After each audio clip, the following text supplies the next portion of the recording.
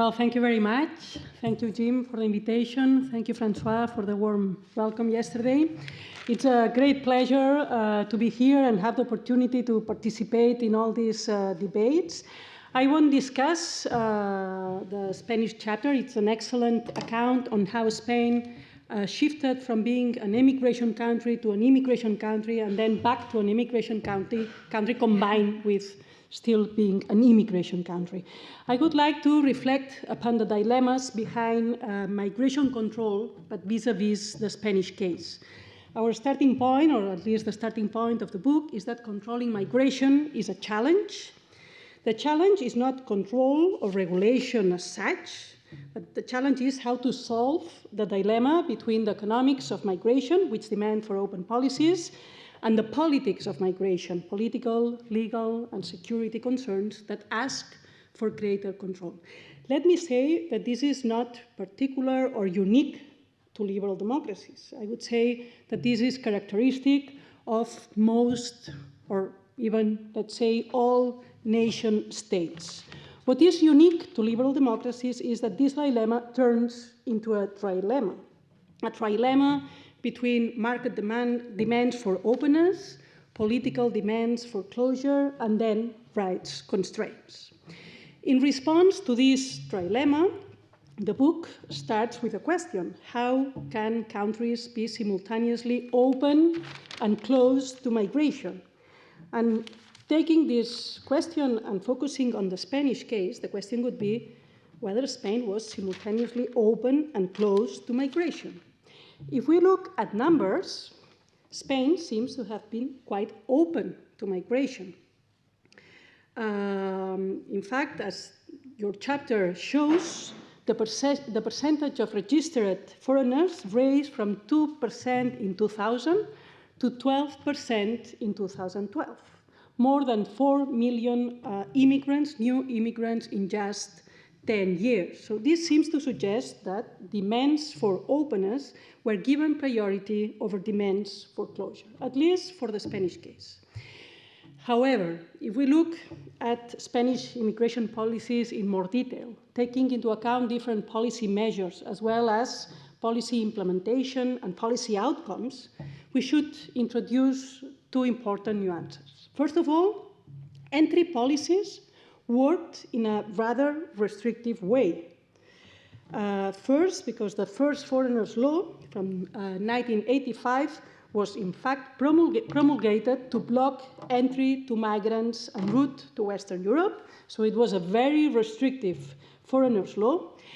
But more important, entry policies were and have and are restrictive in actual practice, basically because they have very long and very complex procedures, which makes entry a very complex and very complicated process.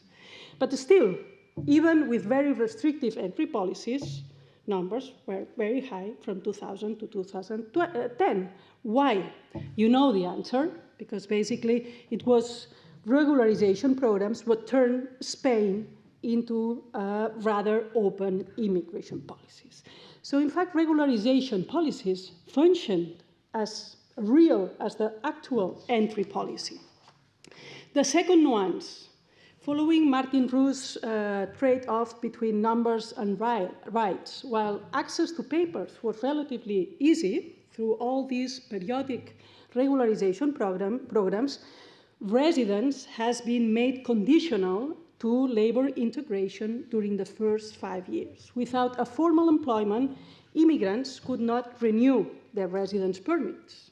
This meant that many of them fell back into irregularity. And in fact, this is what partly explains the Spanish model of illegal migration. It was not just about irregular crossings. It was not just about migrants arriving with a visa, getting a job, and finally regularizing, but it was also about migrants, regular migrants, falling back into irregularity. All in all, the conclusion is that in Spain, all has depended on a job offer.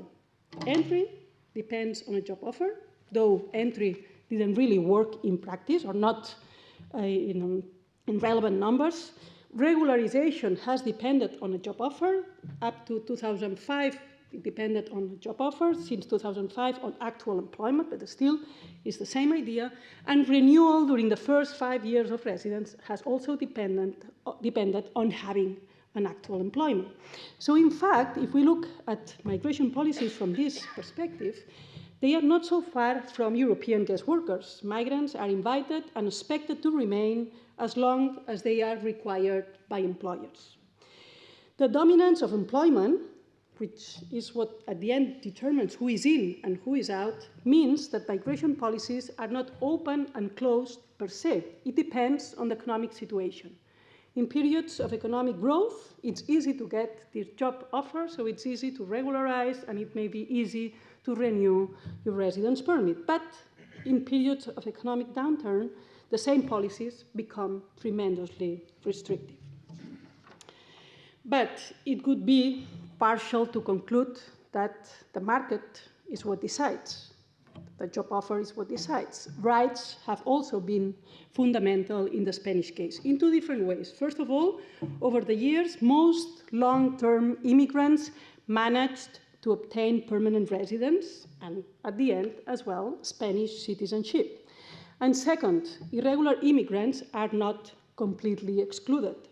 They are documented at the local level through El Padrón, the municipal census, and they have access to basic social services, and after 3 years, they have the right to regularize if they get the famous job offer.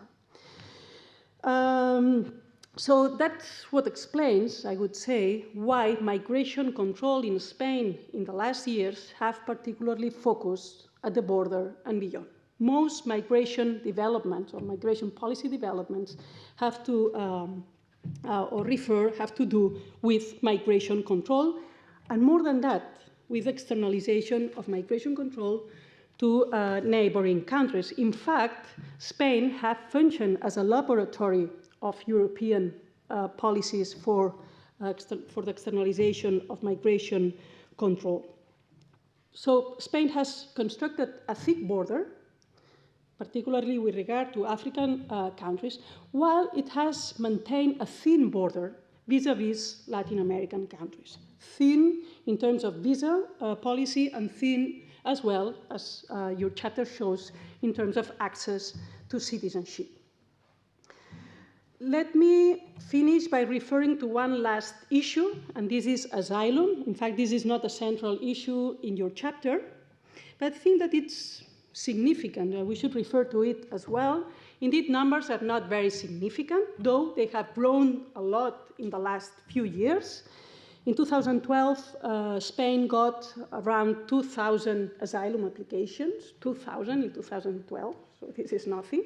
But in 2018, the number raised to more than 55,000. Still, it's not much if we compare it to Germany or if we compare it to the 600,000 new migrants that entered annually Spain from 2000 to 2006. But yet, I think that it has important implications, at least symbolic implications, because for the first time, Spain has become a country of asylum, and this means that for the first time, not all depends on the job offer. The deserving migrant is not anymore, or not only the migrant worker with a job, but also the refugee escaping from war and beyond. But again, if we look at implementation and outcomes, things are much more complex because asylum seekers are expected to be quite autonomous after 6 months. And then at the end of the asylum procedure, 3 out of 4 will see their application rejected. This means that at the end, labor integration is what matters at the end. First of all, to reach this expected autonomy after 6 months, and later to be able to regularize after being their asylum application rejected. And now let me conclude by reflecting or sharing some thoughts on the convergence and gap hypothesis vis-à-vis the Spanish case. Indeed, the Spanish case shows convergence, and this is clear. It's part of the European integration process, but still it's quite different. And in this sense, Spain is not as trivial and normal as Italy. Limited conversion is, may I have an extra 1 minute? Basically, there is no conversion regarding access to membership, access to residence and to citizenship. And this has to do with the fact that this access to membership is still shaped by particular notions of nationhood that are defined far beyond Spanish borders. And here, of course, I'm referring to Latin America, and at the same time, and this is very important, are contested within its borders. And here, of course, I'm referring to Catalonia. And I would say that this contestation from within explains why anti-immigration discourses have not developed or not developed yet. There is no consensus what it means to be a Spaniard, and in fact the other is inside.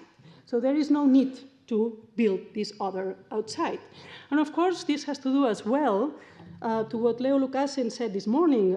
I think that in Spain we are still in this ethical revolution, high political correctness on the one hand, and a quite broad consensus not to politicize immigration. So this, with regard to the convergence hypothesis, let me just say a few sentences about the gap hypothesis, because this is my main argument. In fact, if we look at the gap between public and policymakers, there is not such a big gap in the sense that, for instance, regularization programs did not produce significant hostility and was not the case either during the economic crisis. But if we look at the gap between policy goals and outcomes, of course, here we have a clear gap because entry policies are quite restrictive and still we have high numbers. And this is produced as a consequence of regularization programs. But my argument here is that this should not be as a policy failure or as a policy gap. This is a policy in itself, and this is precisely the way to reconcile conflicting and contradictory demands. Thank you. Thank you, Blanca.